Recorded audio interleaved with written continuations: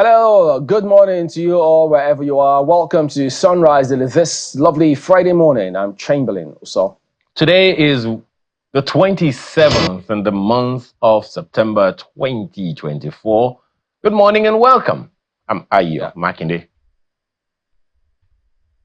Well, yes, indeed. What a day it is. And incidentally, looking at this lovely scenery, the skyline here just reminds us of how World Tourism Day is today. And it is sites. I would just like to showcase some of these areas because they've got their unique significance, how we should go ahead. It's a lovely day, as a matter of fact. 24 degrees centigrade, lovely weather at the moment. And so, of course, as the day progresses, it'll get a little warmer normally.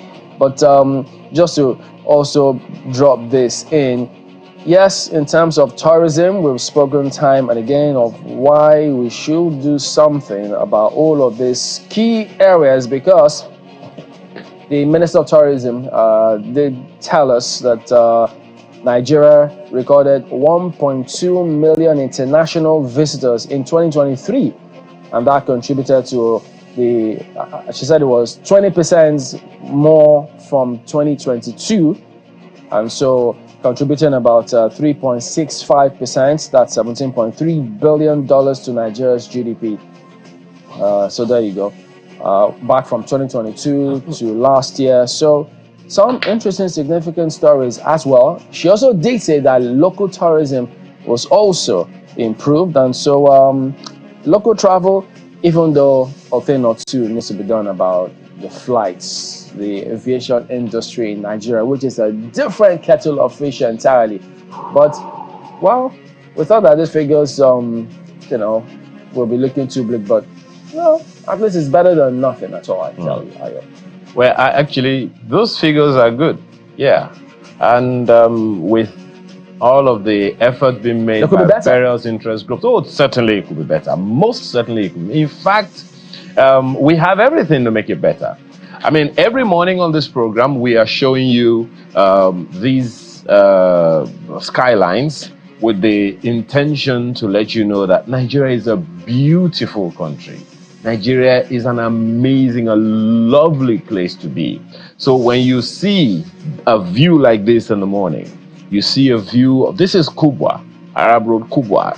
I mean, look at all those other sites all over the nation. I will show you 3 layers of roads in 2 cities in the north. That's amazing. And in the other places you find that such roads, if you ask me, will be in the USA, in China, and the rest of them like that. So those things are there. And that's not even talking about those beautiful sites Chamberlain, you and Kayla Malkwe have brought to us from different parts of the country. So that dam, remember that dam that looks like a U or something? It's a beautiful one, something that we just have to celebrate. Nigeria has everything. And don't also forget, Chamberlain, that we have heard it said several times that Nigeria is the next hub of tourism in the world. Everyone else has seen every other part of the world. But when it comes to Nigeria, we have a hugely untapped tourism potential. So the question you want to ask is, what do we need to do? What are the things that are outstanding? What are the opportunities? What are the threats? One of the threats, Chamberlain, could be security or a lack of it. Do people feel safe? Do people feel confident that whenever I go anywhere, I'm okay? How about the locals? How welcoming are we? We know we are a very welcoming people. So whatever the threats are, it all comes down to how we market our nation, our own rhetorics. And thank God for social media. You can read all the news you want to read, but some other people have come into this country and said, look, all the things that I heard about Nigeria that were negative, they are hogwash. That as far as he is concerned, or as far as she is concerned, Nigeria is an amazing place to be. And hey, we got it all. Don't we, Chamberlain?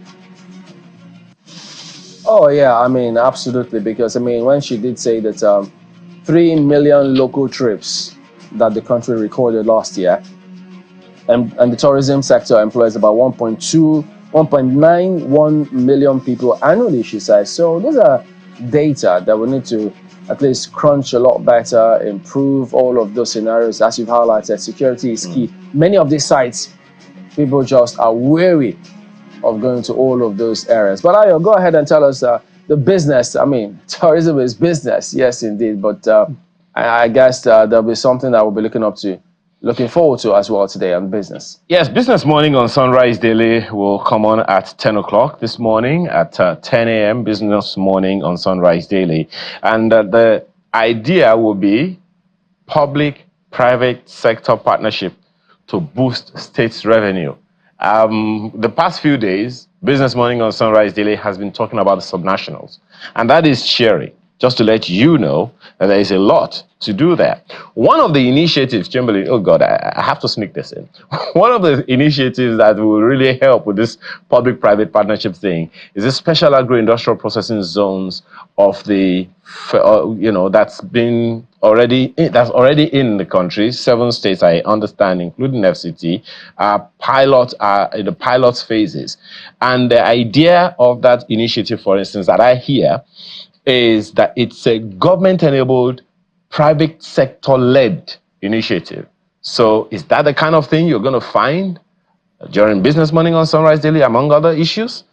Wait until 10 o'clock to find out.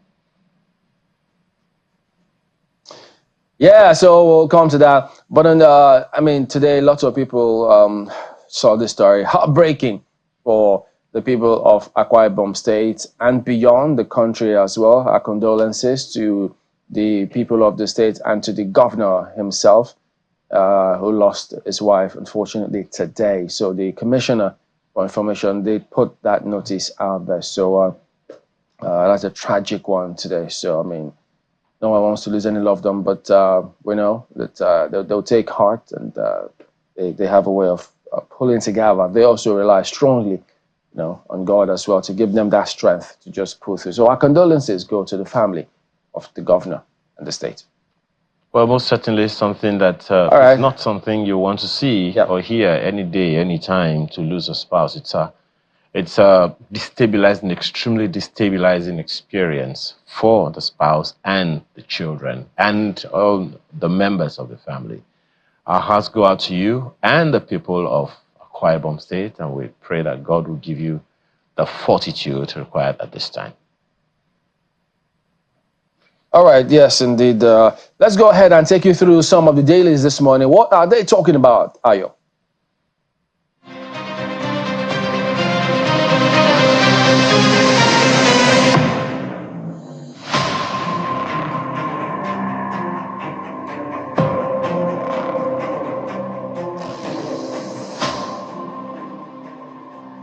One of the many stories hogging the headlines this morning is on the front page of the Vanguard newspaper, and it's a report of sorts, alleged missing $49.8 billion. Why Sanusi had to go as CBN governor. That story is on the front page of the Vanguard newspaper, and it's ascribed to former President Jonathan. It says allegation against his government cooked up. Notes audit report commissioned to probe allegation cleared his government. Insists he didn't cut away any amount of money from government coffers. You constructively dismissed me as CBN governor, Sanusi replied. Jonathan adds, I don't have any grudge against you. Well, the story is on the inside pages of the paper this morning. That same story you'll find on the front page of the Daily Times newspaper. $49.8 billion didn't miss under my watch. Jonathan replies, Emir Sanusi explains why Kano Emir was suspended as CBN governor. I was constructively dismissed by ex-president, says Sanusi. That story is on page 4 of the Daily Times newspaper this morning. And look at the other stories. Nigerian News Direct, petrol importation down 14% as oil companies OFG $6 billion. That's from Naty report. The details of that story is on page 4 of the paper today. Flood displaces 82 communities in Niger. That's the front page of the Daily Trust newspaper. We used canoes to evacuate our families. Situation worrisome. That's coming from the council chair. 19 LGAs affected this year. That's from SEMA DG. 4 LGAs cut off in Borno. The details on page 4 of the paper today. The Guardian newspaper has Tinubu's foreign missions. how Nigeria's internal crisis narrow foreign policy, international repute. The story is on pages 4 and 5 of the Guardian newspaper this morning, and the infographics on the front page is quite interesting, isn't it? Well, look at the front page of the Blueprint newspaper, Akume on 64th Independence Anniversary. Renewed hope agenda, long-term solutions to our challenges. Unveils gains of Tinubu government, urges citizens' resilience, reforms will transform nation into economic superpower. That's from Idris. The details on the inside pages. Daily Independent has Tinubu correcting missteps of past, repositioning Nigeria, that's coming from the federal government, seeks Nigeria's understanding over economic hardship, says hardship occasioned by unavoidable policy choices, insists president focused on putting more money in citizens' pockets. Tinubu's administration inherited 2,600 road projects worth 13 trillion naira. That story is on page 29 of the Daily Independent newspaper this morning. The front page of New Telegraph has Edo Guba. I expect my opponents to congratulate me. That's coming from Akwa. Find the details on page 2. Tinubu received him yesterday. Ondo, Anambra, Guba, our next project, says Kanduje. Obaseki left Edo in worse state than he met it, as coming from Shawale. Look at the front page of Business Day newspaper. ExxonMobil's $10 billion in Nigeria's deep water assets to unlock 180,000 barrels per day. Wow, good news or good news? The details continue on the inside pages. Look at the front page of the Nigerian Tribune. What Southwest Development Commission will achieve, that's coming from senators. You wonder which one? Well, find out on page 30. As Senate passes bill, awaits reps concurrence. Details of that one you find on page 23 of the paper this morning. And these are some of the papers we have for you today. The one that stands out for me, ladies and gentlemen, is on the front page of the Nigerian Tribune, where the federal government says the Lagos-Ibadan Expressway and Second Niger Bridge, among others, will be tolled. In other words, there will be toll gates at the Lagos-Ibadan Expressway, Second Niger Bridge, and others like that. But you need to understand the context. And I would urge you to go to channelstv.com, our website. You will see just a 5-minute video of what the Minister of Works said about that. But one important thing that he said is, and I quote, if people can travel at night because we are bringing security, where the response time will be 10 minutes on the entire corridor, where you have solar light permanently there, and then reduce travel time. And through the tolling, the roads are maintained. Then there will be confidence because Nigerians will pay if the roads are good. Do you agree? Well, you are probably wondering, corruption. One of the things that has also been said by the minister, and I'll urge you to go to channelstv.com to see the story, is that you will not pay cash at the toll gates. But that the reason it has not been implemented is because they are working with the Federal Minister of Finance, I guess, to ensure that to find a way to do it such that you don't have to pay cash at the toll gates. So many issues are raised right there, and you may want to find out, I just thought to highlight that just so you know. And then what roads do you think should be tolled? What roads do you think should not be tolled? The idea of tolling, from what we have understood over time, is for maintenance of the roads. But if experience serves some of us right, I remember that the Lagos-Ibadan Expressway was tolled when I was in secondary school. But guess what? The roads still went so bad, they were unmotorable. So, will this make a difference? Oh man, you use the Third Mainland Bridge today, it's amazing. You use the Lagos-Ibadan Expressway today, you just don't want to stop, you want to rev on. But, of course, caution on your part. And it will be very interesting to see at what point the toll gate in Lagos would be, because from, I think, the Shagamu interchange, the road got busy from Shagamu interchange. The roads got so busy. Like, there are towns, there are cities, there are estates on the left and on the right of the expressway. So, Chamberlain, I'm waiting for how that is going to happen. But that's the idea. I don't know what they mean by Nigerians will pay if the roads are good. They have no choice. They'll put the toll there. So if you don't pay, they won't let you in. So that's what always happens. Go to the one in Lagos. Where you see the toll, I think towards Airport Road, by the way. Yeah. So you get to see how bad it is. Even when you get to the airport itself, where the toll, you see how bad the road is. Yes. Nothing improves. So you just see the tolls, it just keeps going on. It looks as if it just enters some people's pockets because that maintenance just doesn't happen. And by the way, the toll keeps increasing time and again, but you don't see any fantastic facility as of yet. So it's look, there are just so many things bugging the minds of so many people in this country. I tell you what. Well, also we've noticed interestingly today, it appears as though quite a number of ministers are holding press briefings. So you're wondering, oh, okay, what's this rush now? Also, because there's going to be what? Likely cabinet reshuffle. They all want to be seen to be saying something. Well, there you go. All right. Well, we'll talk about a lot when we come back in just a moment after this break. Stay on with us.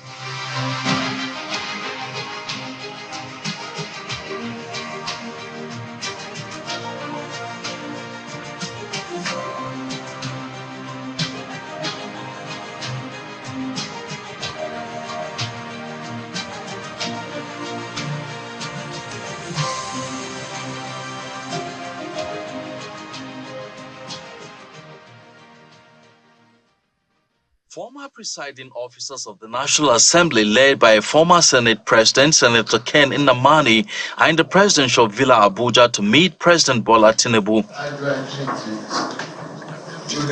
Despite their party differences, the former lawmakers are here to show solidarity in the face of Nigeria's daunting challenges. We believe that with your experience, you are able to face the difficulties and surmount them. What gives us more hope is the courage with which you handle the issue of local government autonomy and in the national interest that we wish to pledge our support as we work tirelessly to restore national security. President Tinubu is appreciative of their support as he emphasizes the need for all hands to be on deck. Yes, there's hardship, but how did we get here?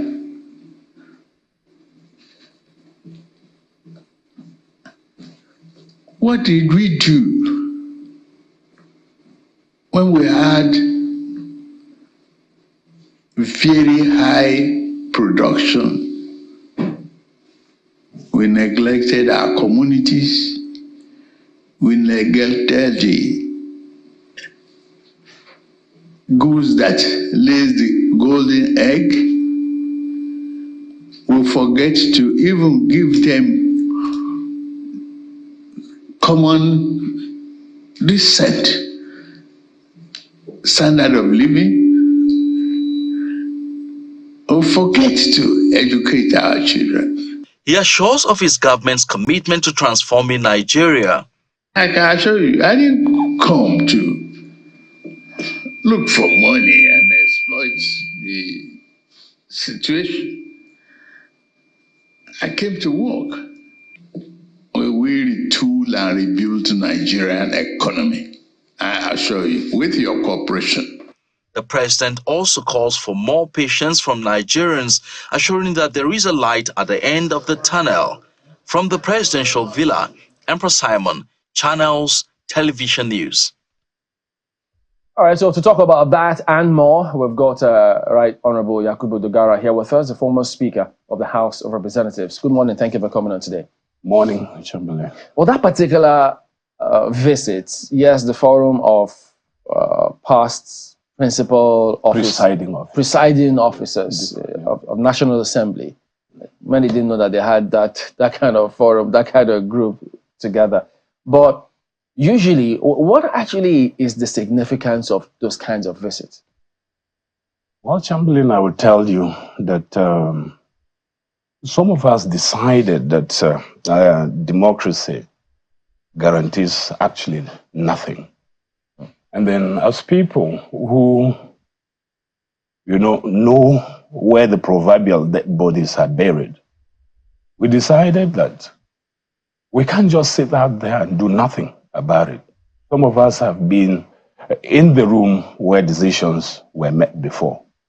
And then we've seen the challenges as acknowledged by Mr. President in this country. We've seen the end bad government protests. And we decided that, look, we have to come together and invest in harnessing these experiences that we've built over time. And if it is not enough, even get consultants so that we can generate policy options in order to bring lasting solutions to the problems that we are grappling with in this country. And so that was why we formed this forum. Oh, so it's a newly formed forum? Yeah, it's a newly formed forum of, I think, with 27 members of that forum. We're not many, we're 27. And then 4 are already serving in the government, so that leaves us at 23 for now. Okay. And then there's an overwhelming response. You see, the problem with this country is that people want to talk about problems, and they want to leave Nigeria because of problems, as if these problems do not exist in other climes. But nobody is talking about solutions. Even among the elites, when you sit with them, everybody is talking about the problems. And we have elevated these problems to mountains. And we're beginning to see ourselves at ants, at the foot, this thing of these mountains. But nobody is talking about solutions. And you can take this out among your colleagues as well when you are discussing Nigeria's problems. Just ask them, what are the solutions? What do we do? That is when they will come short. You see, the situation is that, like I have said, our democracy guarantees nothing. It only gives us the liberty and the tools of democracy which we can embrace to build the kind of society that works for all.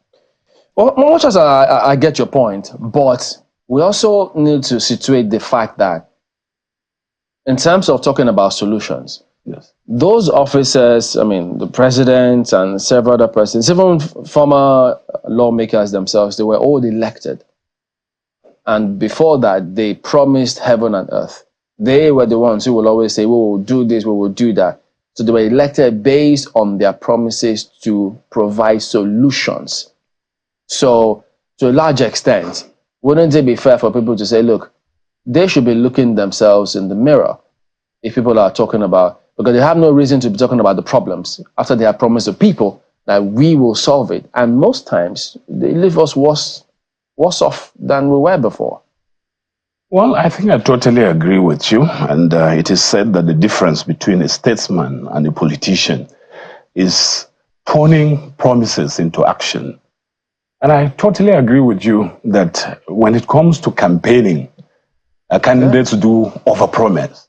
But when it comes to just sitting down and addressing some of these nagging issues, then they come short of it.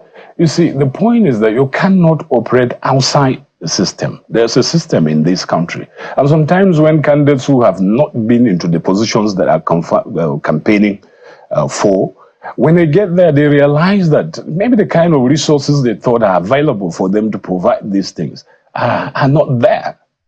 You see, and it has also to do with the leadership recruitment process, which, we've been talking about. Leadership, unfortunately for us, is something that is not taught in schools. Our schools, the universities, the secondary school, were all built so that they can generate the workforce for the colonial government. So they didn't bother imparting this knowledge about leadership to our people. You see, the truth is that you can never lead, I said this here, lead people to a place where you have not been. And as a leader, you only reproduce who you are. So in most cases, look at the candidates. How do they even get the tickets, for instance? What criteria? Are there any manifest criteria the political parties generate to say, okay, the candidates who are going to fill into these positions must be able to meet these requirements. Those things are absent. You know, in most cases, maybe if you are in the good books or whoever is calling the shots in the party, be it the president, be it the governor, be it the chairman of a local government or whoever, a godfather in the political party, you get this ticket. So you don't even understand what you are promising, let alone when you get into that office, you scramble yourself. But to fulfill them. Do you think that they really have the ground to complain, some of the politicians who are elected? Because most times they always want, quote unquote, yes men. Well, maybe they say those who are loyal, because loyalty, they say, is key. And in getting people who are loyal to them, they end up getting yes men. Men who cannot provide certain solutions and tell them the stark truth of the reality in terms of what is going on. Even though before they contested the election, many of them came from societies that they had all the complaints. Then when they get in there, they tell the man only what he wants to hear and not what the real situation is because of the vagaries of power. They get lost in all of those. So they themselves, how easy or difficult is it for the people then to make that change when this keeps happening? Well, what you have said is actually, sadly, the situation in this country. When people talk about loyalty, then the question is loyalty to what? In other climes, they're talking about your loyalty to the Constitution, your loyalty to the convictions of a leader or to the visions of a leader. But in this climb, you don't even know what the priorities of the leader are. You don't even know what his vision are. You don't even know what his convictions are. You need, for us to be true leaders, you cannot influence people without character. Character defines who you are. Character, in fact, there are people who might just be seated here and you know that this is what they will tolerate and they will not tolerate. And for some of these leaders who demand loyalty, it's loyalty to themselves. It's not loyalty to the country, loyalty to the Constitution, or loyalty to a defined agenda or vision that they have set to implement. Ask most of these leaders. Ask them. Thankfully, some of them come here, be they governors or chairman of local government. Tell them, what are the things that you think you will build your legacies upon? What lasting legacies will build in your local government or state? And how will you get there? How will you achieve this? You will see that most of them will come short. Some are running for offices just because all is available, I can grab it. It's only when they get into that office and then they begin to think, what can I do? So this type of leadership recruitment process that based on loyalty to self, not loyalty to an agenda, not loyalty to the Constitution, will not help us. So deliberately, God bless it, we should have a leader. They should be able to sit down and say, no, we have to discard this model that has not worked for this country. Let's evolve another measure of leadership's selection criteria that will be based on merit, will be based on competence, will be based on capacity to deliver. The point is that if you're demanding just loyalty to yourself, not loyalty to the agenda, what if you're no longer in the office? What happened? I suspect Ayo might want to talk about local governments and role of state governors and states. But before he does that, let me ask you, I mean, the president did also say, well, he knows there's hardship. Yes. And how did we get here? He said there's anger, hunger and anger. He knows. Hunger and anger. Yes, I mean, it's good for them to see that yes, actually is out there on the street. Yes. But when he came up, when he came that day, when he announced that subsidy was gone, there are several people who were not exactly, I mean, after they saw what eventually played out, they thought he had thought everything through, because he made a lot of campaign promises about that. He spoke about, I mean, they've talked about all of this for a long time. The protests they had in Lagos about subsidy. So you would have thought that everyone who spoke about it, politicians, if they get into office, they have a master stroke. But when you announced subsidy was gone, many then thought, okay, let's see the policies thereafter. And now, some of the actions here appear to be knee-jerk reaction to what's going on. And so you then ask yourself, wait a minute, does it then mean that they didn't quite get the grasp of what the situation was before they then got into office. Because right now, you look at the exchange rates going south. You look at the purchasing power parity of Nigerians, challenging. You look at inflation, challenging. You look at investments here, tough. Jobs, people are losing jobs. Unemployment. So yes, he keeps saying, of course it's good to be optimistic, but the stark reality is, this is not what people expected of this government. Yeah, well, in addressing this, Chamberlain, let me say that I will speak for myself, not for the forum. I'm here to talk about the activities of our forum. So these ones are my personal opinion, whatever I'm going to say, because we haven't met, so we have not generated consensus to address some of these issues that you have raised, but they're quite valid points. And then we must accept, whether we like it or not, except we are disingenuous, to say that the removal of subsidy itself, whether the president did say the subsidy was gone or that he was removing subsidy, we all know that subsidy had been removed before he was elected. But it was, you understand? It was suspended. It wasn't suspended. No, the president suspended it at the time. I'm coming. It wasn't in any budget. You know, the budget is the law, and is backed by the constitution. So you cannot pass, you know, if there's no provision in the budget, then how do you pay? It's illegal for the executive to appropriate money. They can only appropriate money in consequence of an express legislative authorization, which is the budget. And in this case, there was no provision in the budget. So anybody who told you that he has suspended, how did he suspend it? Was there an amendment in the budget that provided for subsidy? They told us that there was. I'm not aware of that, but I was a member of that assembly. And these are subject to disputation, so the things that whoever is alleging should be able to prove to bring it out. There was no provision of subsidy in that budget. I'm not aware of any amendment that took place to provide money for the payment of subsidies, period.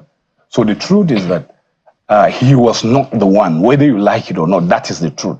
He wasn't the one that removed subsidies, but he did make that pronouncement. So, but like you rightly say, whatever it is, whatever the outcomes are, I believe he has acknowledged three things when we visited him. The fact that there's hunger and anger in the land. He talks about strengthening the value of the naira, and then he talked about insecurity. I heard him. I can even quote the words that he used, both in the open discussion and in the private discussion that we had with him. And we call it the executive session in the culture of the National Assembly. He acknowledged this fact and promised that he was doing something about it. So for me, you know, accepting responsibility for something, even if you are not the cause, is the beginning to finding a lasting solution to that challenge. So for me, it's good that the president has accepted the fact, whether he calls it or not, and then he has said that he's applying himself, accepting that responsibility and applying himself to provide a solution. But you see, as a farmer, I know so many things. There are gestation period for everything. You understand? The problem with the prodigal son wasn't that he got what he was not entitled to, but he got it too early. So when my cows, for instance, are pregnant, I expect them to calve at 9 months. If they deliver before that time, I know that there will be a problem. So there's gestation period for everything. And like he has said, we should talk to people about patience. Let's continue to talk to people and hope that something will truly come out. Well, okay, let me bring it out, because I know that you spoke about the local government, and in terms of that talk, it's all been easy talking to a lot of people to ensure that they keep calm, because on a daily basis, if they can't feed, if they can't move around and do the things they have to do, and if they can't see the big picture, it will be challenging for a lot of them. Let's bring in Ayo. Go ahead, please. Well, thank you, Chamberlain. Actually, from his last response alone, or Honorable, from your last response alone, I have 5 questions. But let me start with the issue that Chamberlain raised, which actually is where you know the development starts, bottom up as opposed to top down. So to the issue that Chamberlain has raised repeatedly, and it's something that I am personally raised from time to time, because that's where development starts. This whole local government thing, one of the issues that's been raised about it, first of all, is the actioning, is taking action on it. What are the difficulties for you? I thought that the Constitution was written in English, and it was nursery school English enough for anyone to know that this is what the Constitution says. Money comes from the Federation account into a particular purse for brother and younger one to spend. But now it will seem like the brother now decides, and it's clear what the Constitution says. This is the percentage that goes to the junior brother or younger brothers. This is the one that comes to the eldest brother. But in this case, it will seem like the eldest brother, in this case the states, are saying, you know what, I'm going to help you spend the money you want to spend. That's the way it sounds to a number of people. What's the problem with taking action on that? Well, I guess there's no problem, as it were. And with the decision of the Supreme Court, I think the course is clear. I've been a leading campaigner for local government autonomy in this country. When I was Speaker, we had forums, support forums. I had engagement with state assembly speakers. For me, you know, I believe is that if we're able to free the local government as the third tier of the federating units in this country, one of the basic achievements that we have, which is pedestrian, is to attract quality leadership at the local level that will process these funds that will be made available to the local government. You can imagine a local government that is drawing from the federation account about $1 billion in a month.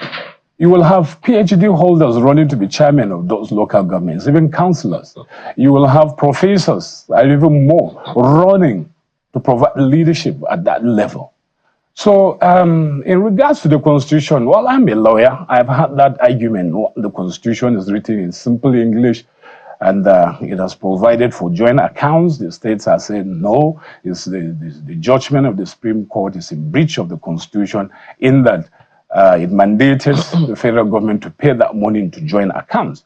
But you see, beyond that, I believe in expanding the provision of the Constitution, because in the making of the Constitution, he said it is said that what is not expressly excluded is included. Now, you look at the intention of the framers of this Constitution. It was that the money should get to this third tier of our federating unit. But the joint account model has been operated in such a way that it hinders the money from getting to the third tier of government. So for me, it was good for that the Supreme Court was inventive, and they have given clearance to the federal government to pay local government funds directly into accounts nominated by this local government. So I don't see any hindrance, no inhibition whatsoever. Well, still on that, Yes. talking about the subnationals now, and I'm glad that you talked about, you know, visiting the president and having conversations with him and all. Even from the previous administration, one thing that the president at the time said was that, I think it was in 2019 or 2018, 2019, he said that in partnership with the states, the federal government can reduce the poverty numbers by 100 million. Over the next 4 or 5 years, I'm not sure that the government at the time was able to do up to 50 million. But the operative clause there is in partnership with the states. So talking about the collaboration between the federal government and the states, how do you see that? In the light of, first of all, agriculture, because the federal government doesn't have land per se, it's in the states. Talk about solid minerals. The land belongs to the state government. The minerals under the land belongs to the federal government. There are those who will wonder exactly what's happening right here. So without the federal state government's collaboration, there will be some difficulty, don't you think? What are the hindrances that is not making that federal state government collaboration work, so that the federal government policies that you are also talking about here now, the benefits of it can get to the people? Yeah, I understand what you're talking about, but you should know that that statement was aspirational. in as much as the president doesn't have the power to impose any decision on the state government. So when you are talking about partnership, you agree that there will be some level of consensus at some point. But if you talk to the governors and then it's not their priority, like I said before, some of them, their priority is building flyovers in state capitals that there are no, what is it called, hold-ups, even for 3 seconds. Then you now wonder.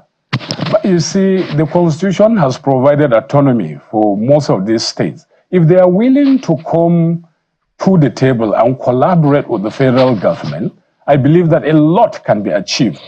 And then to correct one thing, although states own land, but I know that the Land Use Act vests virtually every mineralized land where minerals are found in the federal government. But synergy is important. Building consensus is important. After all, democracy is about consensus, compromise, and then action. But it all boils down to the level of the state governors. If they are willing, they can develop policies, even hire consultants who will advise them as to the best way of going forward, and then be able to put that thing on the table of Mr. President. You know, the whole thing about this democracy is about what we demand and what we don't. And I believe that if they are able to do that, they will be able to come to a solution to say that, okay, this is what we want, this is what we demand in the interest of our people who are suffering. Investment in agriculture alone, if we leave all those flyovers that they're building and we invest in agriculture, we can employ virtually every unemployable youth in this country. I participate in agriculture, not talking in abstract terms, sorry. If you have ventures such as my own, employing 60 to 100 to 200 people, and you have 1 million such ventures across Nigeria, unemployment is solved. And in some cases, when you're dealing with agriculture, you don't even need skills. Seriously.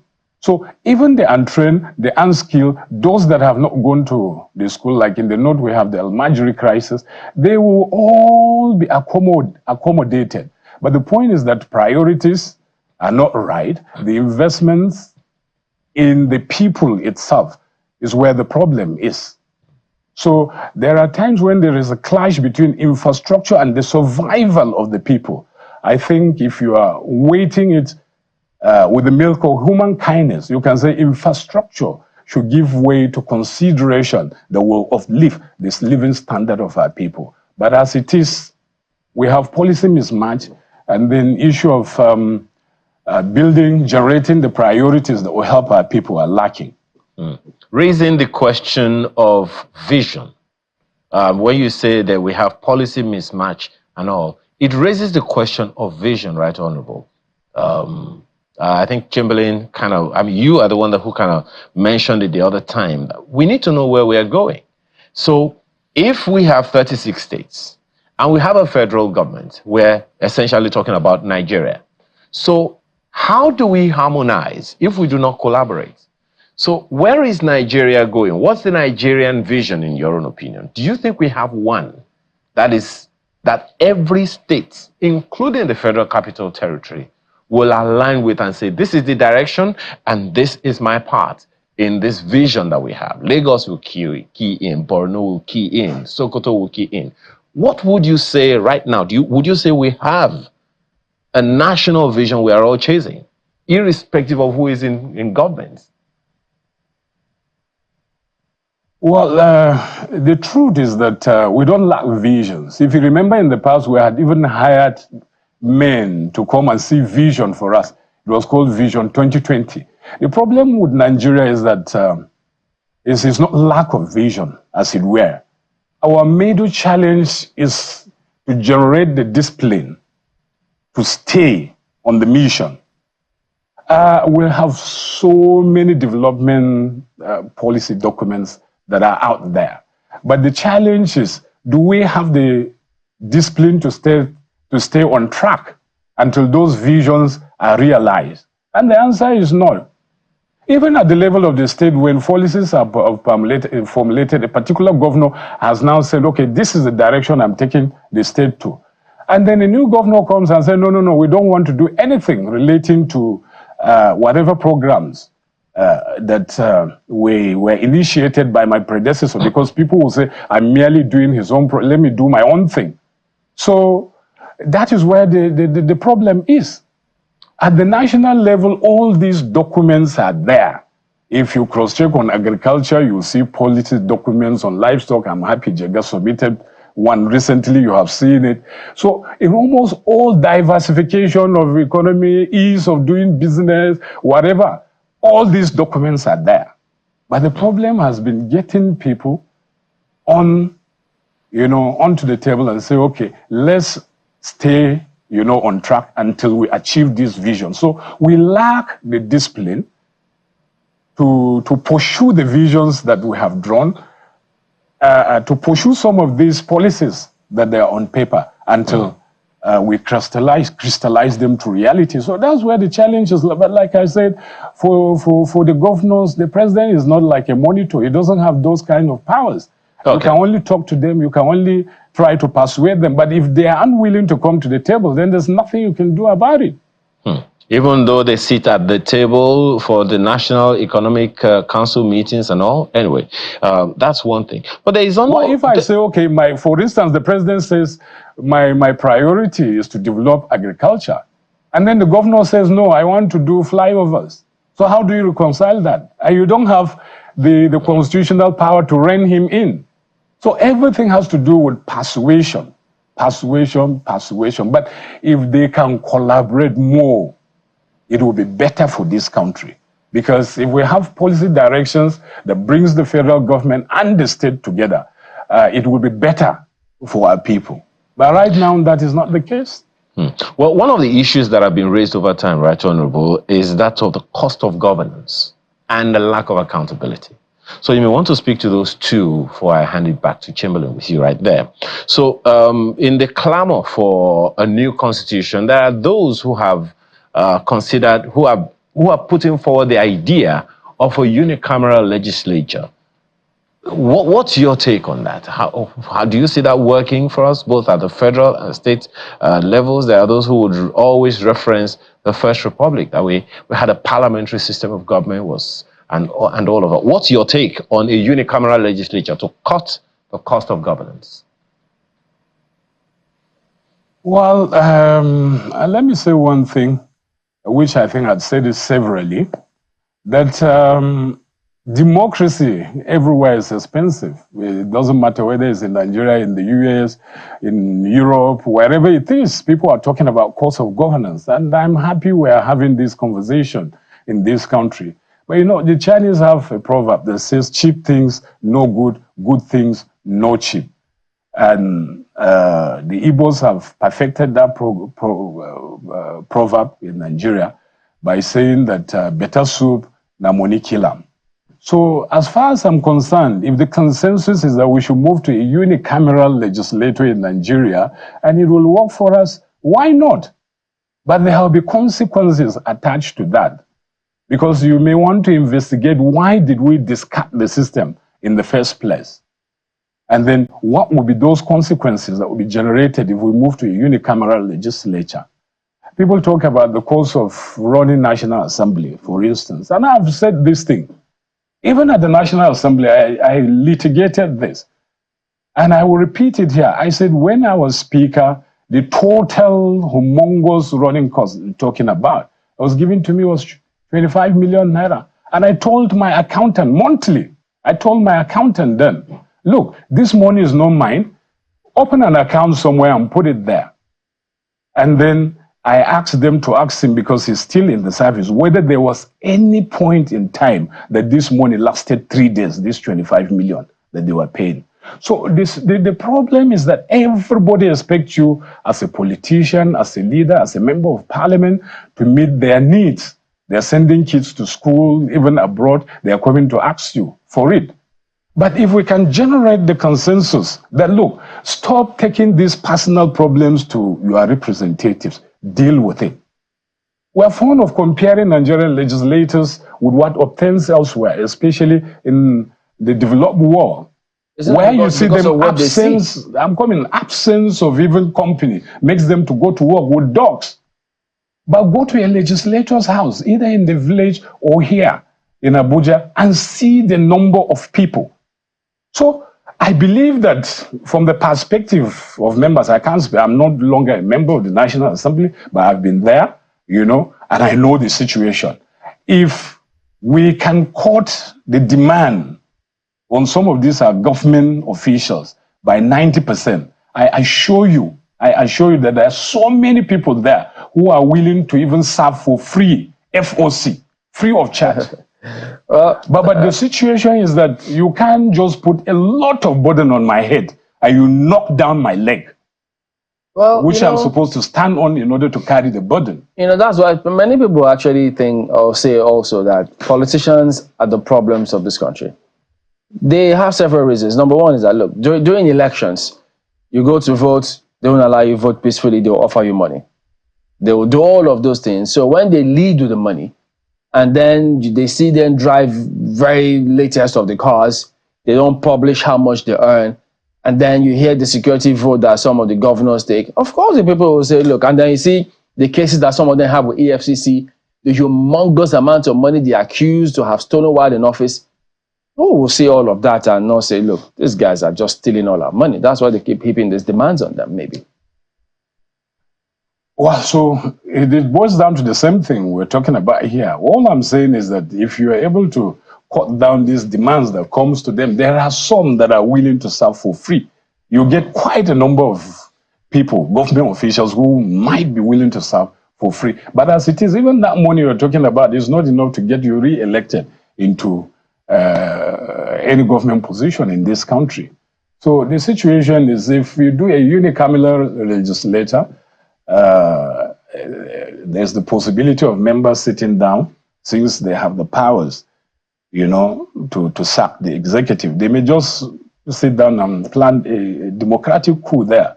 So balancing these legislative powers is very, very important. If you look at the history of democracy itself, especially the one practiced in the US, and you go to the Federalist documents that formed the basis of the discussion that produced the US Constitution, you will see the clear argument there in favor of separating these legislative powers into two compartmentalized departments.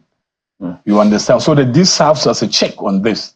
But if we feel that having unicameral legislature will reduce the cost of government, so be it. But I wonder, out of the entire money appropriated for governance in Nigeria, how much goes to the National Assembly that you think you'll save by merging the two houses together? That's a discussion we should take up as well. How much will you save if you're able to do that? I think let's have that discussion. We'll crunch those numbers maybe next time out, and then we'll have that conversation, including the largesse they get, the estacos they get, the allowances they get, the basics. So all of those things, if they'll come clean with how much they actually earn. Many of them are usually, they don't want to talk about it.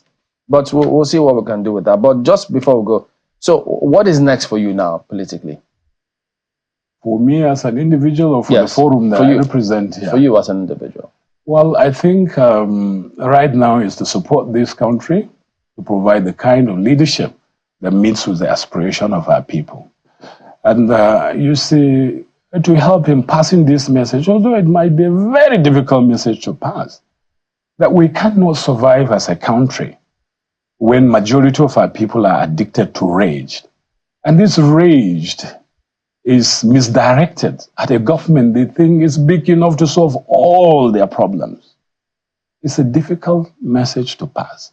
But like I said, look, nothing works. Even democracy itself does not work. You have to make it to work. As a farmer, I go to my farm.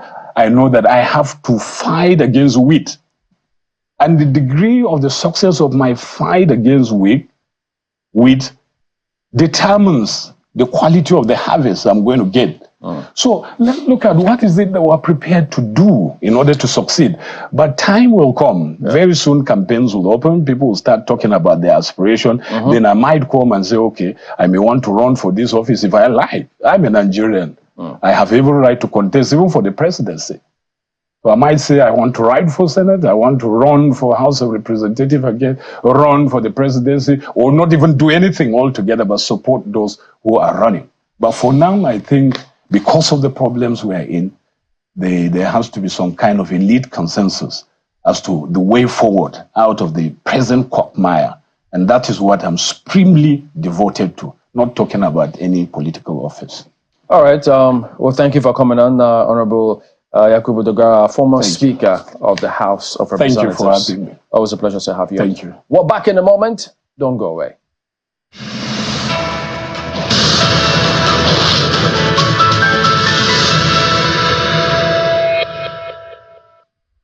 Good morning, everyone. Welcome to Business Morning on Sunrise Daily. About 30 minutes of business is what awaits you before we head back to the Sunrise Daily studio. We start from global oil prices, where prices eased for a third day on Friday and were on track to fall for the week, as investors are focusing on expectations of increased output from Libya and broader OPEC Plus group, although fresh stimulus from a top importer, China, limited losses. Take a look at the numbers now. Brent for this morning lost 20 cents. That's about 0.28% to $71.40.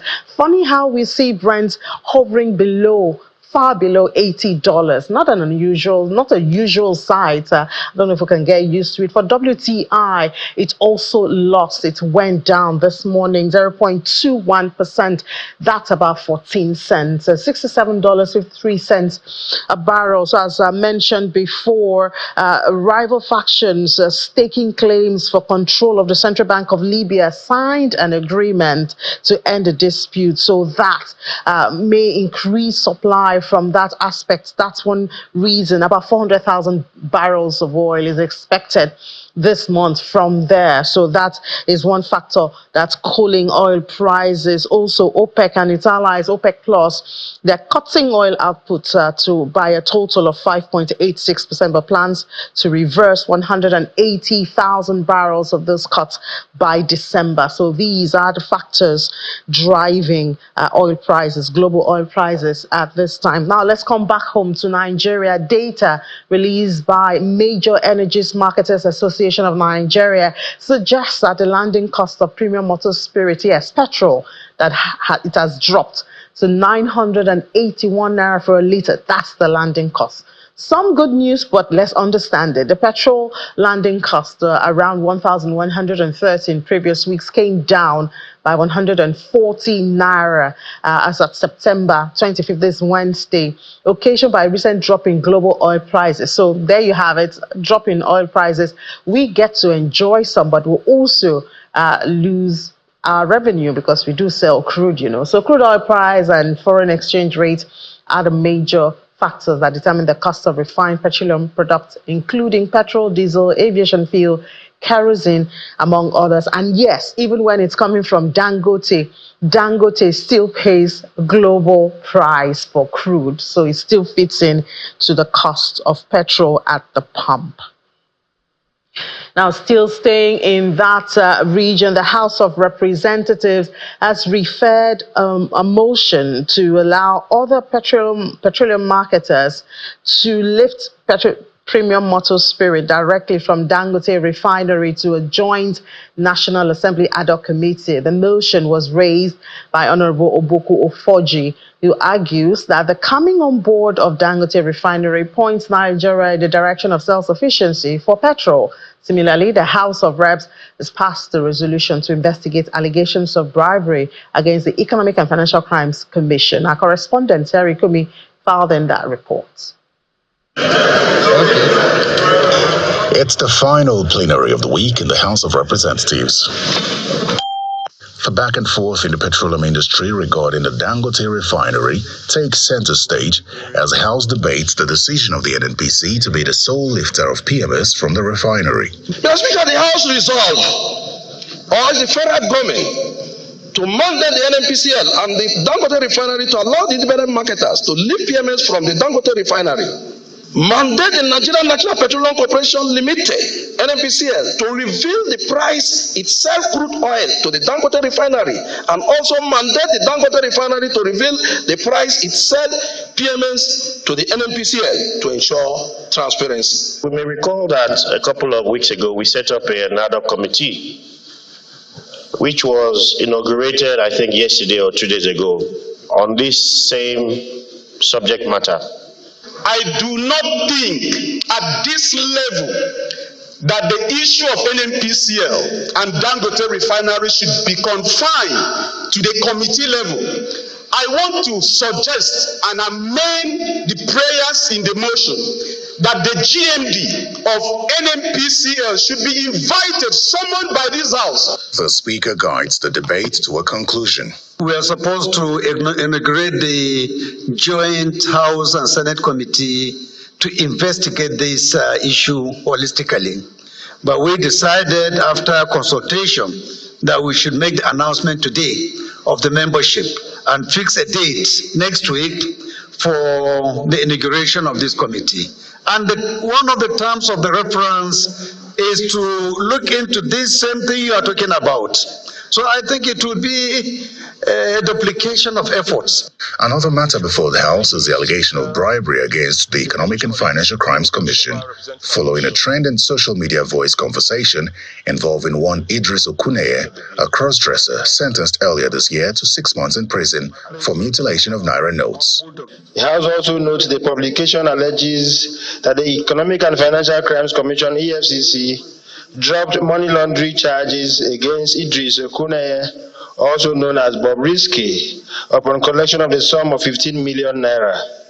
This House further notes that the publication alleges that the Idris Okuneye, upon conviction for abuse and defacing of the naira by the court, did not serve his time at the Nigeria Correctional Service, but was lodged outside the confines of the service. The motion is adopted and an investigation is to follow immediately. The House then turns its attention to a motion calling for the commencement of academic activities at the University of Maritime Studies. The House notes that the legislative framework which upgraded the Maritime Academy of Nigeria, Oron, to the University of Maritime Studies, Oron, was assented to by the former President Muhammadu Buhari, GCFR, in 2023. Part of the resolutions is to invite the Minister of Education and the Executive Secretary of the Tertiary Education Trust Fund to explain the delay in the commencement of academic activities at the Maritime School. Terry Ikumi, Channels Television News. It was indeed a busy day for members of the House of Representatives yesterday. And of course, the issue of not making NNPCL the sole lifter of Dangote petrol is one that has been on, and I believe will be on until we see an end to that, or perhaps a change one way or the other. Now, let's look at the Naira. Thank God, yesterday we saw that there was it began calm, but at least there was a gain at the close of trade, only because the CBN intervened. But I mean, we've seen the CBN intervene even before now, and the Naira still dropped in value. But yesterday was different, thankfully. On NAFEM, the Naira gained 5.48% at the close of trade, and that's about 91 Naira 32 kobo added to the value of the Naira by the close of trade on Thursday. So it closed at 1,576 Naira 10 kobo. Well, a comfortable place for us at this time. On NAFEX, it was, however, on the flip side, 0.71% drop to close at 1,665 Naira 37 kobo. Obviously, I guess we can still expect more intervention. And the intervention for yesterday was towards the banks. You know, the other one was to the BDCs. It was towards the banks, and that's why we saw that change, that huge change on NAFEM right there. A bit of corporate now. The chairman of FBN Holdings, Femi Otedola, has increased his stake in the financial company to 13.15%. This follows his purchase of 534 million shares for 16.02 billion naira between September 23 and September 25th. So we've been seeing FBN Holdings surge, and we've been watching what's going on. So obviously, this is what has been driving the price of FBN Holding after, the stake that they sold out in their subsidiary and all of that. So Mr. Otedola has been market driver for FBN Holding. Well, with this acquisition, Otedola's total shares in FBN Holdings now stands at 4.72 billion. And this move further solidifies him as the largest shareholder, widening the gap between him and Barbican Capital Limited, which is the second largest investor with 8.67% stake worth 90, I beg your pardon, 0.2 billion naira. Well, I guess the competition goes on. Maybe Mr. Otedola will acquire even more, and we'll see what Barbican will do about that. Now, we started a competition this time last week, and that was with Mr. Joko Kupe, talking about states rubbing hands with the private sector to increase their revenue. Well, they do have a summit coming on, which is going to focus on that. But let's discuss now with Mr. Okupe. Mr. Joko Okupe comes in again today. Mr. Joko Okupe is the Chief Executive Officer of Modoante and is the initiator of a Co-Revenue Plus Summit. But he's not alone. Good morning. This is the private sector. We have the public sector. We have the Special Assistant to the Governor of Lagos State on Taxation and Revenue, Mr. Abdulkadir Okpayemi Ogungo. You're welcome, Mr. Ogungo, SA to Governor. So this is just doing it practical, private, public. You're welcome to the program. Good to have you again, Mr. Okupe. You were here last week, and we did talk about this. And then you now mentioned that you do have this summit coming on, which is where you're going to handle some issues that actually either challenge or could boost the PPP to boost for states' revenue to increase. So what are we expecting at this summit? Tell us about the summit. Let's start from there. You're the initiator of it. Well, the summit is a collaboration between Modoante and the Lagos State government through the Office of the Special Advisor to the Governor on Taxation and Revenue. And essentially, what we're looking at, the summit comes up October 22 and 23 this year, 2024, at the Eco Hotel. Now, essentially, the focus is to drive revenue generation, for Lagos State.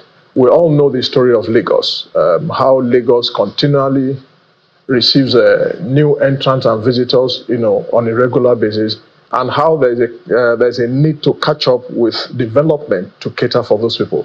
So the essence of the summit is to bring private sector. Already there's so much that's happening between the private and public sector, but the summit is to strengthen this and to break into some more areas. So we have concentration and focus for this particular edition of the summit on the property sector, on the digital economy, on the informal sector, on the circular economy, and IPP and energy. So essentially, we're going to focus on strengthening public-private partnerships in those sectors of the economy to work towards the government's dream of improving IGR for the state. So obviously the state will be interested in this, but I mean, SA, people don't like tax. and in Nigeria, a lot of people do believe that we're not seeing the fruit of tax. I'm not sure you have a lot of friends in Lagos. So is this all about taxing this summit and the revenue that we're looking to boost? Thank you. Actually, this is conceptualized around development of further engagement to change some of the perceived and misconception within the residents and the citizens of Lagos. Like you rightly said, a lot of people believe that when you talk about tax, it's about burden, without knowing that it's a contribution to our collective goal to what we have desired as a state or as a nation. So developed countries, subnationals leverage on partnership with our citizens to develop their collective agenda, and that is where revenue comes in. So you can only drive your goals through revenue, and this we are trying to bring around during this summit to emphasize the need to rebrand, that is changing the misconception that's already going on, to revamp, to, if we need to rebuild by engagement, leveraging on resources of the private partnership, relate, engaging with the key stakeholders. A lot of people feel that government, because we can't talk enough around revenue or engagement on the need for people to actually pay to the state. So based on that, we are trying to also use the opportunity to engage the stakeholders. And lastly, is also to reward. We want to use the opportunity as well to identify number of payers who have significantly contributed to the growing of Lagos State. So we need to also bring the opportunity to reward and also send signal to recalcitrant payers to say that it is our collective responsibility, is civic responsibility, is social responsibility, and is moral responsibility for us to support the states that we all elected to govern us. Okay, all right. Let's just take a short break and get to know more about this, and then we'll be back. I know the reward caught my attention. I'm sure it got a lot of people's attention. But let's take a break, and then we'll be back to discuss more about the summit and perhaps how you can be a part of it.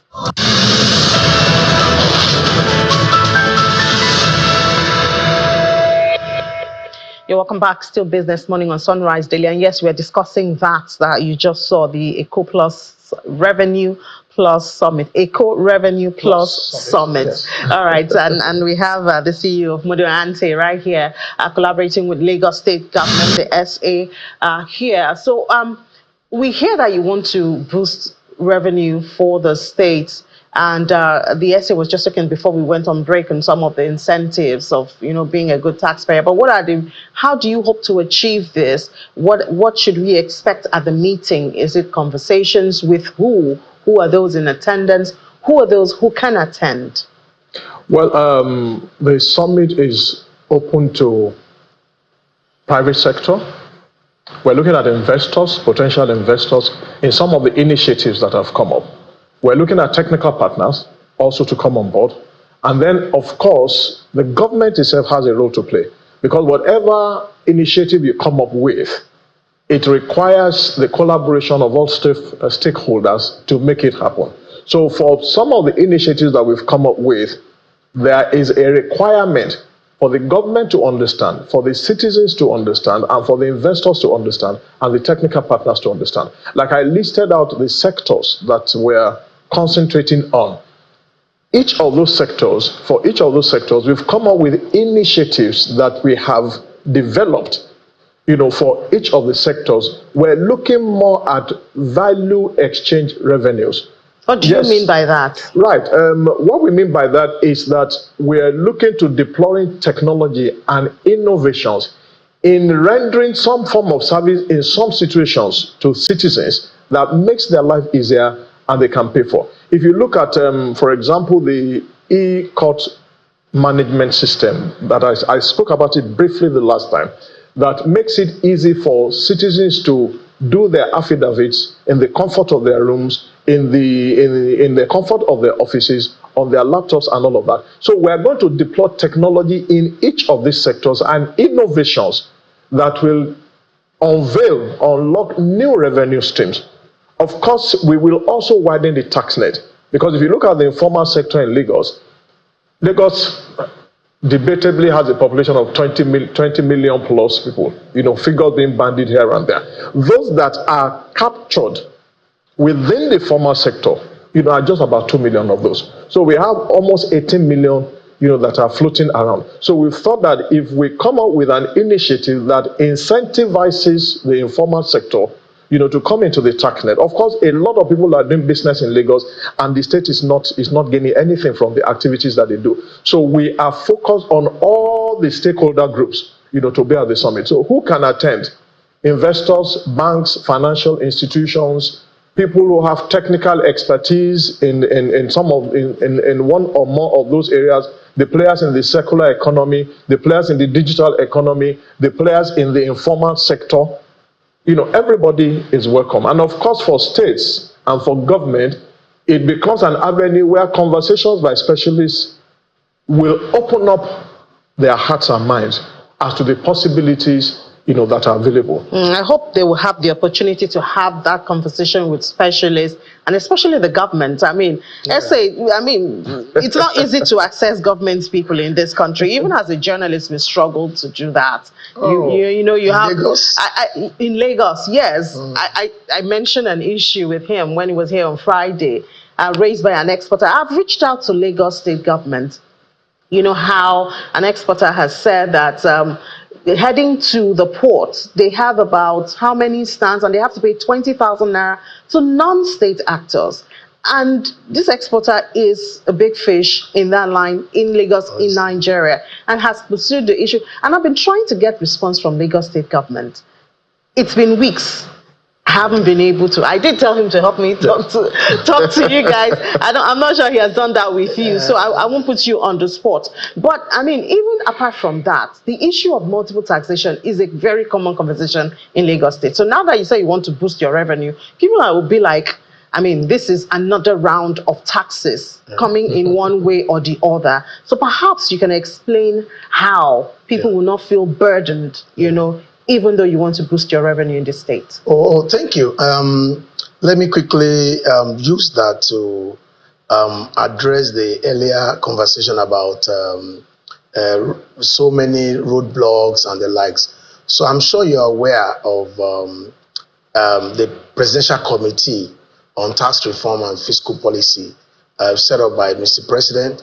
And in a very swift manner, Mr. Governor has set up the corresponding team in Lagos to work with that team. And the essence of that team is to ensure that we reduce in alignment with what the federal government is thinking about to a single-digit revenue, so that we don't further, stress the already stressed businesses and the likes. So, and what we're doing around that, the instruction is that we ensure that we put all the revenues that looks very similar, like we're starting with the hospitality business, for instance, in ensuring that we reduce the number of revenue that they pay into a singular and more, accessible form. So we can tell you in a number of weeks, you'll be seeing the result of trying to reduce some of these and ensuring that end-to-end engagement is ongoing to ensure that local government, state government, and federal government aligns in what each person's collect. Because currently what we have is that there is established taxes and levies approved list for collection act, which gives each of these tiers of government what revenue to collect. So most of the time, we see some form of perception that looks like it's an overlap. For instance, local government is allowed to collect certain revenue, and states are also empowered to collect another revenue. So when individual, like somebody setting up a business, like a barbering shop, or a cafe, set up a system, so they want to see that LASA, which is empowered to look at how they advertise that business, comes in. The local government that want to collect kiosk, business license, and all of that comes in as well. So when you see multiple of these engagement, a lot of people perceive it to be multiple taxation. But in any case, so we are looking at how to harmonize some of these things so that we can relieve the people. The purpose and the linkage to this summit is to ensure that the stakeholders are brought together and have a very thorough conversation to ensure that we align ourselves, because we can't talk enough. Citizen says that, oh, government, you have a lot of things, you don't tell us what you want to do, how you want to do it, and co. So this is another opportunity for us to talk more and to engage the real in a practical solution to. I like that you use the word practical, because we do have a lot of talks in Nigeria. Yes. We do This have a lot of meetings. Different. So, I mean, I hope that at the end of this summit, there'll be practical steps with timelines, so people can follow to say, oh, from this summit, these are the results, these are the agreements, these are the timelines. So if we don't see this at this time, it means something has gone wrong. Yeah, so we can say that this is exactly what we're trying to do. Okay. All right. As we close now, because we have to head back to the Sunrise Daily Studio, Mr. Akupe. So people just walk into the hall on the, I think you said 22nd. People just walk into the hall. Do they need to do anything to be part of? Yeah, the website is up. What's the website? They have to www.ecorevenuesummit.com or ecorevenueplussummit.com. Either one goes. All the instructions of how to participate. Either you want to be an exhibitor, or you just want to attend, to attend for the 2 days, or you want to be a technical partner with some of the initiatives, or you want to be an investor with some of the initiatives. All the information is there on the website. And then for the award night also, I mean, because it's possible that you want to attend the summit, but you don't want to attend the award night. The award night, like the essay said, is to reward those, both in public and private sector, who have enabled and supported the state government in its revenue drive to this date. Compliance, to tax payment, and all manners of support that have been given. They're going to be rewarded and awarded on that award night. So all the information is available on the website. Yeah, I'm sure people would like to get rewarded and awarded. But thank you so much, Mr. Joko Okupe, Chief Executive Officer of Modo Ante, and also the initiator of Eco Revenue Plus Summit, and also the Special Advisor to the Governor of Lagos State on Taxation and Revenue, Mr. Abdulkadir Okoyemi Ogungo. Thank you so much. I wish you the best. Thank you very much. During this summit. All right. Thank you. All right, so that's it. That's the much we can take on the program. We have to head back now to the Sunrise Daily Studio. Thank you so much. I'll see you at 1 p.m. It will be myself and Aniti Edet. We'll take you around the world of business in 55 minutes. We'll give you market numbers then, intraday market numbers. So do join me then. Let's head back to Sunrise Daily.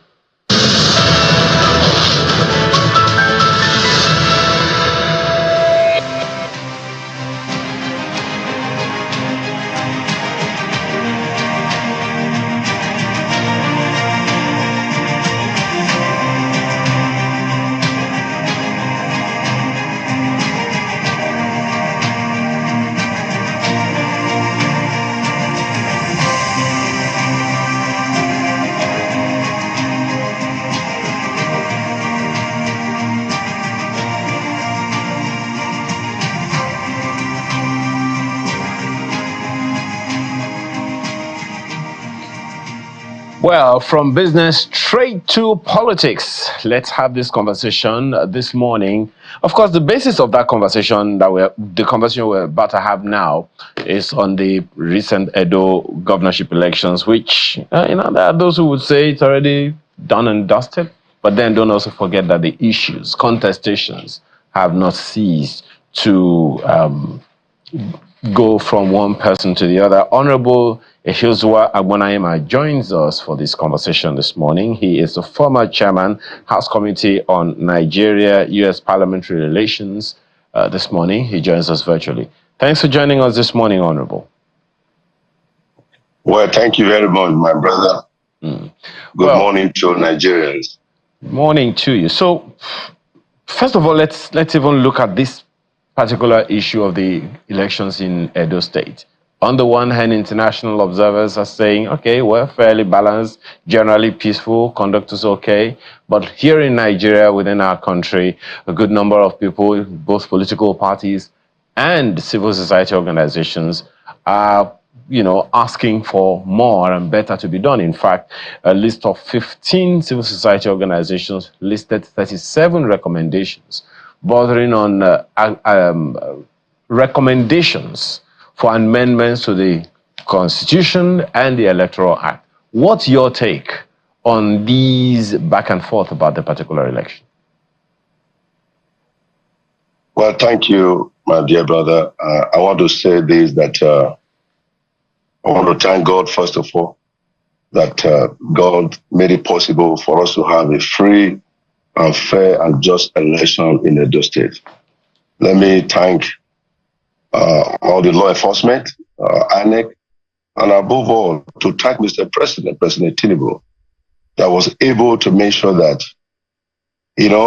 having a free hand to be able to conduct a free and fair election in the history of Edo State. I want to commend INEC and the law enforcement.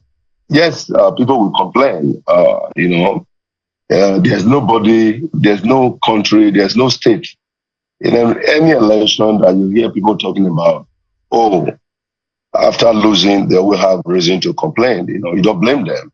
Once you have beaten somebody to their game, you don't ask them not to cry.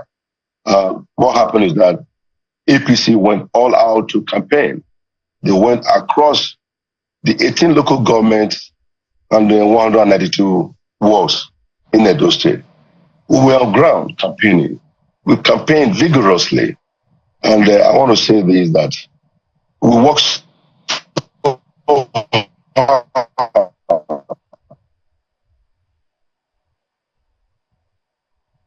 the party was so hard and God perfect. And today, our victory has close. And to appreciate them, even those that did not vote, that this is the time to unite, because Edo State have never been so divided all these years. And we need to come together to put Edo State, to make Edo State among the best state in this country. It is possible, it is doable, and it is achievable collectively. We are celebrating victory not because we won. We are celebrating victory because it was peaceful, it was a free and fair election. So there's nothing more to add to it rather than to appreciate God Almighty. Yes, that's what I can say to that. But when you say that, when you say beating someone in their game, in your response just now, what exactly do you mean? When you say, when you beat someone in their games, when you say that, what exactly do you mean? What game did APC beat others at?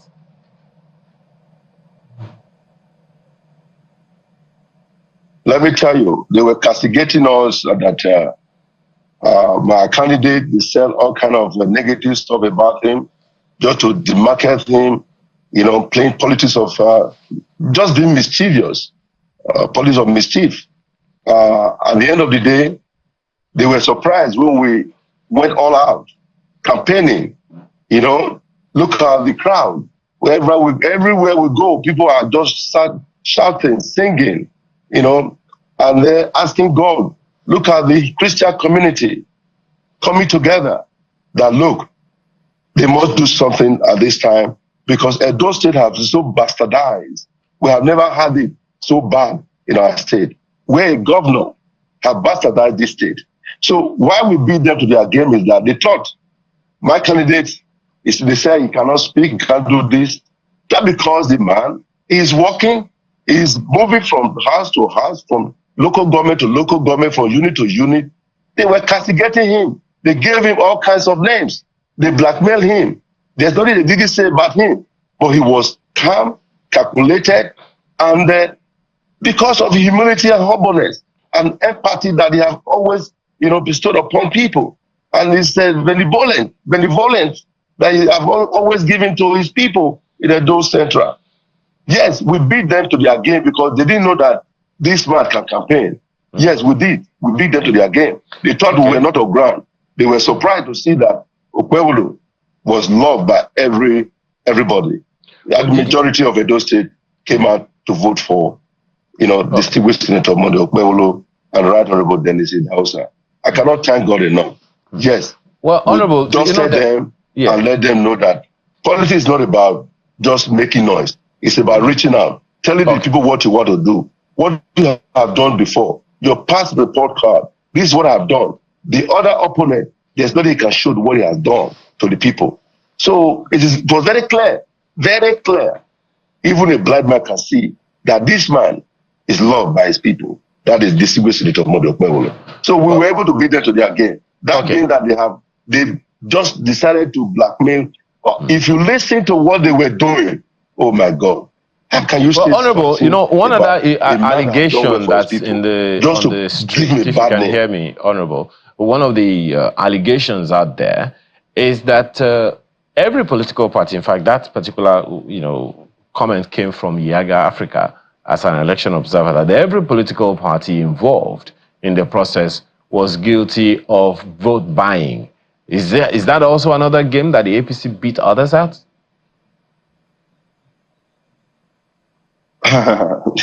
My brother, let me tell you this. I reported when they were buying vote in my voting center for about 30,000 naira. I called the law enforcement agency to take note. So immediately the law enforcement agency, they call for backup, all of them disappear. So listen, what do you expect them to say? What do you expect them to say? APC have won, and they won overwhelmingly. So if Yaga is saying that there was ringing, maybe they saw PDP ringing. For APC, I think we should be applauded. This time, APC should be applauded because they thought we were underdog. We came out swinging, going everywhere. Come and see churches, even mosques, market women, the youth, clamoring that, Edo State needs to be revived. Edo needs to be rescued. This is Nitomodo Kwewolo Akwaku Rescue. That's what they call him. That to give him a name, Akwaku Rescue, because of the way they have seen him. But you it's not still haven't quite responded to the so issue. We are Just not the one. Yeah. Ringing is not in our dictionary. They know that they are the one that will try to ring. And even Mr. The governor went to INEC, tried to bribe the reg, and the reg took off and left because it doesn't want to be called a cuckoo jar. You still haven't quite responded to that allegation. How can you say that the governor went to INEC? Just 1 second, if you can hear me, Honorable. Did the APC buy votes?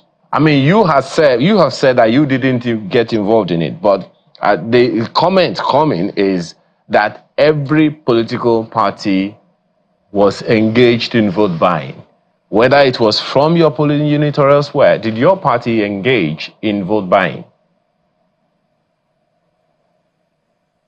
Listen, if Yaga is saying that APC, bought vote, let him prove it.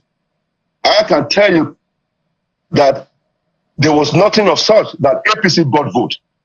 We never needed to buy vote. The people were angry. They have been angry. Okay, but there's another issue on that. Hold on. Mr. President Tinubu brought, trailer load of rice to help to coaching on the effect of hunger and starvation. Mr. Governor, they sold most of the rice sold at the market. It was not given to the people. Mr. President, in his goodwill, gave over 500 billion to 36 states of the Federation, including FCT. Edo State got over 18 billion. Ask the governor what he did with the money. The money went to voicemail. $75 million for to build schools. Go and look at our schools.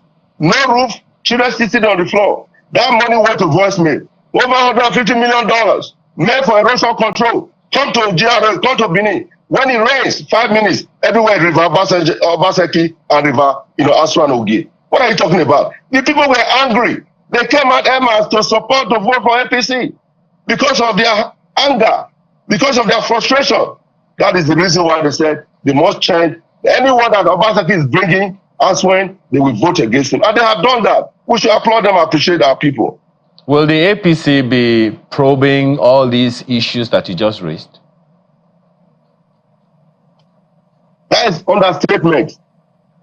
That is understatement. As a matter of fact, it's not APC probing. I think the law enforcement, the anti-graft agency, EFCC, ICPC, Code of Conduct Bureau, listen, they need to come to Edo and see the rot, the corruption that has eaten this place dry. That today, Edo State is indebted to over 600 billion and nothing to write home about. The healthcare sector, dead. No roads. Listen, how can a governor destroy the only hospital built in so many years ago, where our mothers, our fathers, especially from the rural area, comes to, that they can afford? It destroyed The one built by former governor Adams Ali Oshomole, a 5-star hospital, he gave it to a consultant when our mothers, our fathers, or the less privileged cannot afford to go to such hospital. Is that democracy? That is a total fraud. Where a governor, for God's sake, he received almost 18 billion every month, including internal generated revenue. Not to write home about. Paris Club reform came to this state. Some governors constructed road, highway, they built infrastructure. Ask our own governor what happened to the money. Now today, Edo State is indebted to over 600 billion.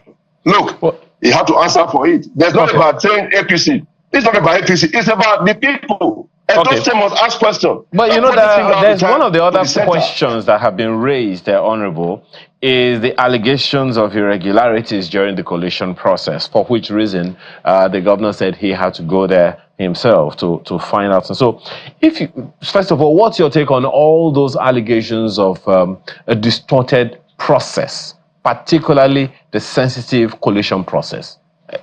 Do you think it is valid? Do you see it as being valid? Or it's okay because some people will say, you would say it's okay because your party won.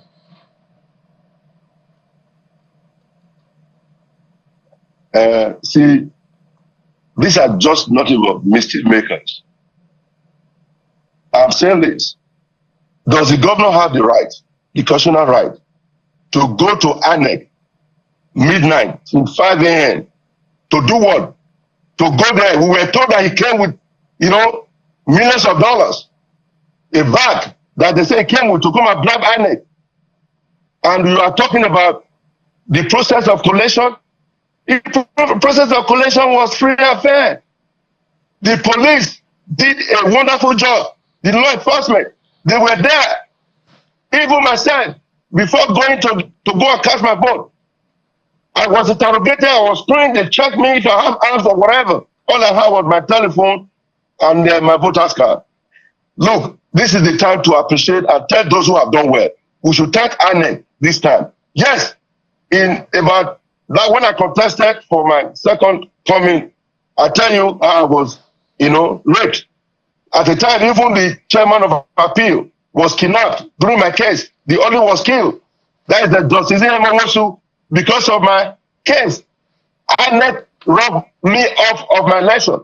I didn't cry, but this time, I have to appreciate what they did. They did a good job. I must commend, the chairman of INEC and all those that participated. I think we should applaud them, appreciate them. Let them be talking that, oh, this is what happened. Let them prove it. Let them prove it. It's about proving what they're talking about. You can't just start making speculation. What I'm saying is that the governor of Edo State has defrauded the state and he must answer to the people of Edo State. Well, still talking about elections, Honorable. Well, you are former chairman of the House Committee on Nigeria-U.S. parliamentary elections, and the U.S. is going to have its elections soon. So, first of all, what's your general assessment of what's happening in the U.S. now, particularly concerning the elections? For one, it's pundits right there in the U.S. have said it's one of the tightest presidential races ever, and the influence of key swing states is going to be very, very prominent, and the key issues, key impact or governance issues are right there in their faces. What's your general assessment, your general overview of the elections in the U.S. coming up later in this year?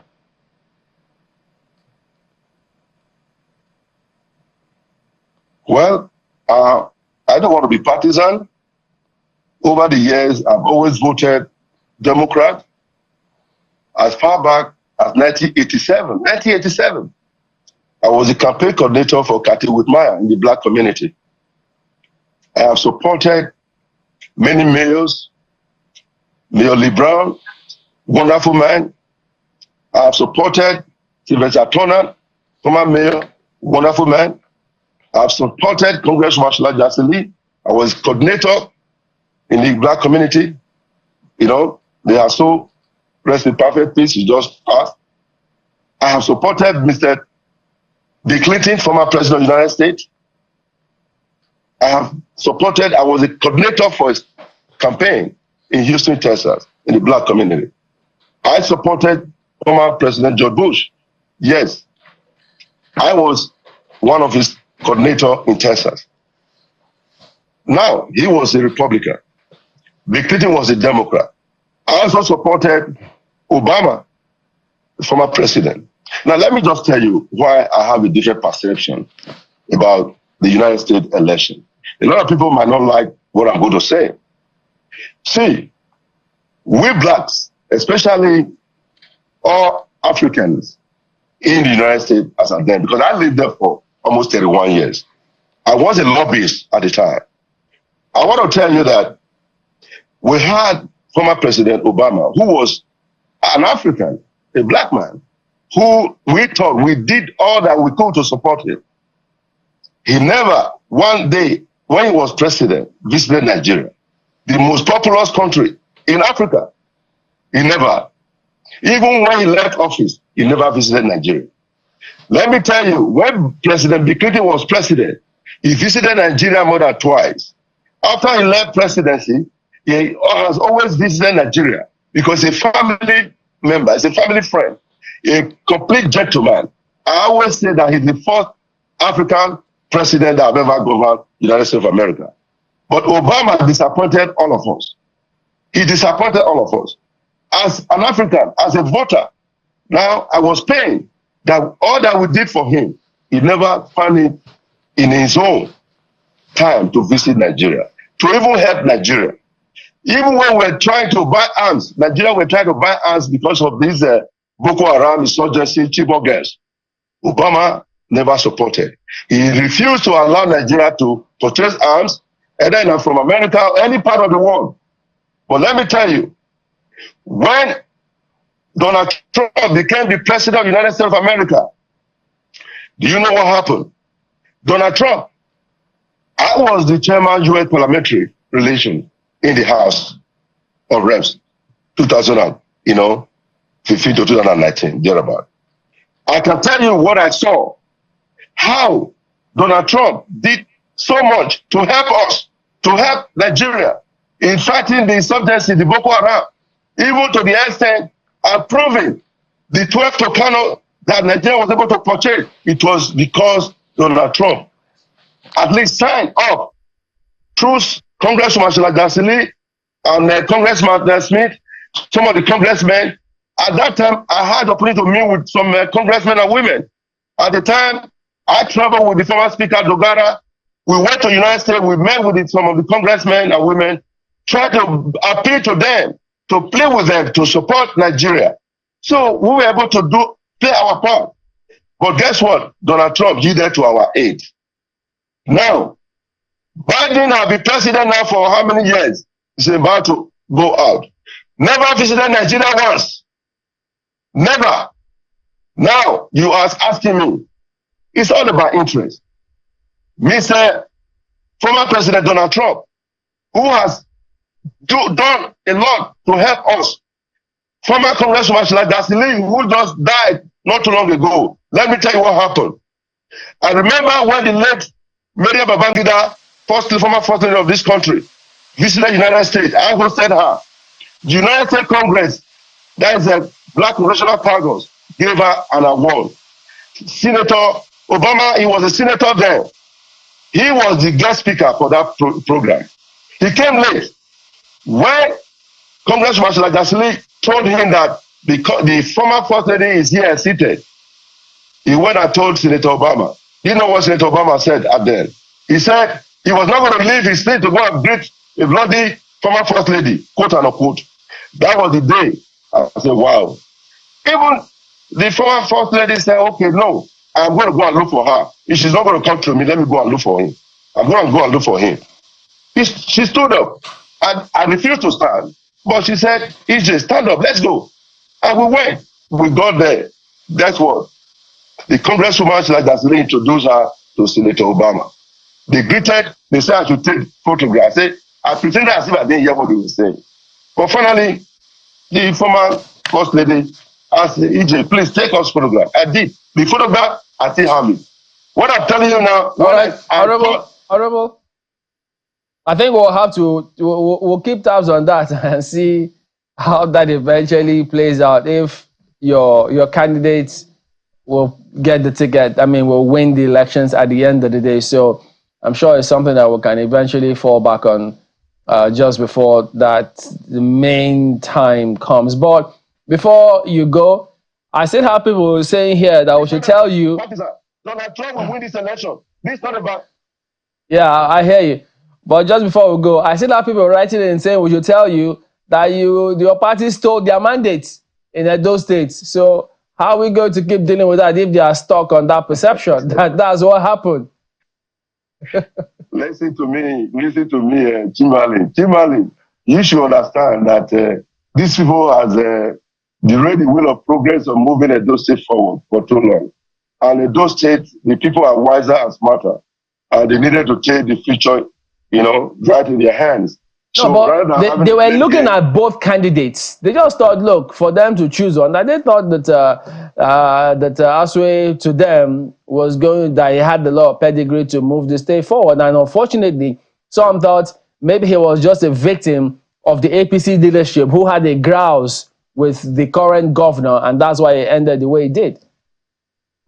I have nothing against Dr. Aswen, with all due respect. But I must say this. A man that have never visited Edo, he have never attended either birthday party or either wedding of burial funeral of anyone, that you can say this man is really from Edo. He's not known to the people. He just came with your briefcase, just like, the current governor came with his briefcase. But you yourself, you lived in the States for a long time, and when you came back to contest, they accepted you. So why would they not accept him? No. That's not correct.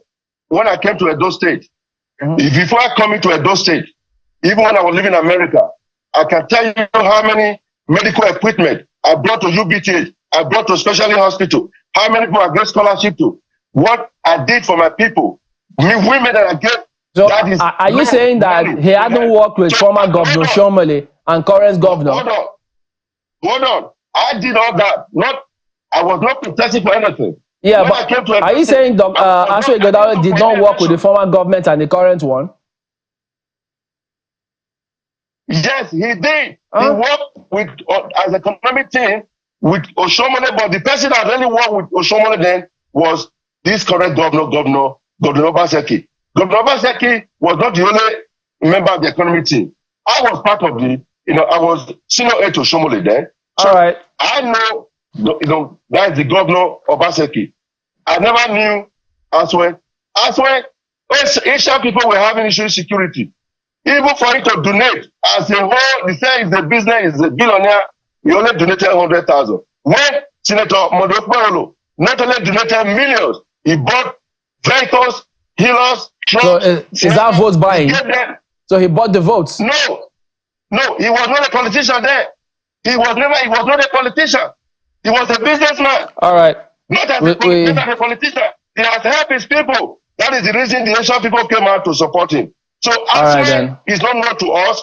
So Obaseki would have brought him, not fully that he has run the people. Okay, us there being the political class, not the electorate. I tried to ridicule my all right, Honorable, we need to anchor at this point. That's a sin to bother to mankind. No man on earth can try to ridicule our palace, our Oba, a renowned Oba, one of the best Oba in this world. All right, Honorable Yesuwa, we do thank you for your time this morning, and hoping for the best across board for everybody else. Well, that is the show today. We thank you all for watching. Yeah, we'll see you next time. I'm Chamberlain, so goodbye. I'm Ayamakinde. Have a beautiful day.